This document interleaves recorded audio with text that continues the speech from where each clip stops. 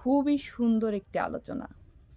এই আলোচনা দিক পরিবর্তন করে দেবে এবং খুবই গুরুত্বপূর্ণ। শুনুন। আমরা অনেকেই কবরস্থানকে ভয়ের জায়গা মনে করি, কিন্তু এই কবরস্থান আমাদের জন্য অনেক শিক্ষার জায়গা। আর এই কবরস্থানে কিন্তু শুয়ে আছে আমাদের প্রিয়জন, অর্থাৎ আমাদের আব্বু আম্মু যাদের নেই, ভাই বোন, আত্মীয় স্বজন ইত্যাদি যারা দাফন হয়ে আছেন। সত্যিকার অর্থে কবরস্থানই হচ্ছে আমাদের সে আসল ঠিকানা, যেখানে আমাদেরকে পাড়ি জমাতেই হবে।